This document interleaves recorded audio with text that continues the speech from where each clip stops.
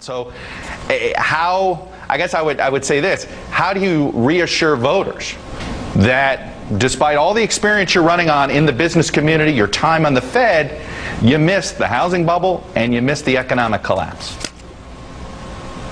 Well, it's real simple, Chuck. I have economic advisors working with me now who spend time studying these various analyses.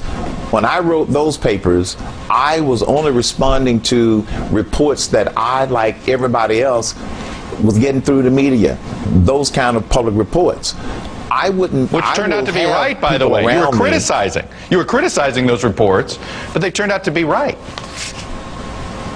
Well, yeah, but what I'm saying is I will have people around me who are going to help me do deeper analyses on some of these things, okay? So, yeah, I missed some of these things. I'm not perfect. I'm very quick to say I made a mistake or I missed it, but I didn't have sophisticated analyses helping me to draw the conclusions that I was drawing at that time. And remember, I have admitted the housing bubble and the economic meltdown of 2008, it was much worse than I ever realized until the Lehman Brothers situation started and until more and more was revealed about the depth of the problems at Fannie Mae and Freddie Mac. I admit I didn't know all of the details about those situations.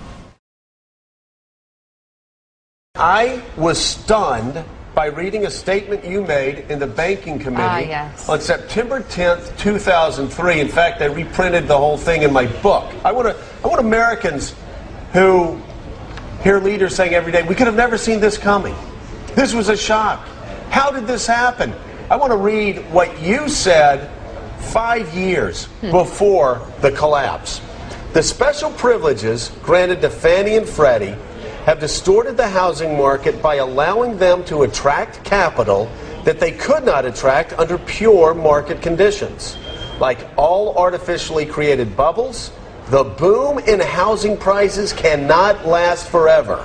When housing prices fall, homeowners will experience difficulty as their equity is wiped out. Furthermore, the holders of the mortgage debt will also have a loss. These losses will be greater than they would have otherwise been had government policy not actively encouraged overinvesting in housing. And you go on to say, because so many people will invest in housing, the damage will be catastrophic. Congressman, how could it be that you knew this on the Banking Committee in 2003 and nobody else did until after the collapse? Well, I would think the easiest explanation is Washington, D.C. is permeated by Keynesian economic thinking. Very few even know the name Austrian economics and understand the business cycle. I was concerned about the building of the bubble since 1971 when gold was delinked from the dollar.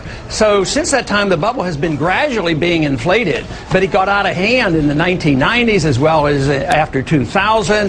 Bernanke taking interest rates down to 1%. To me, the biggest surprise was, although I was very concerned in 2003, I was concerned before that, I'm surprised it lasted to 2007. That's when the bubble really burst. But it was amazing how long it lasts. And to me, the more amazing thing right now is not only has the financial system collapsed, which is very, very bad and very dangerous, I believe that what we're moving toward now is the collapse of the dollar. And the collapse of a dollar, because it's the international reserve currency, I think is going to be much worse than what we have already witnessed. Can you all believe his prediction in 2003?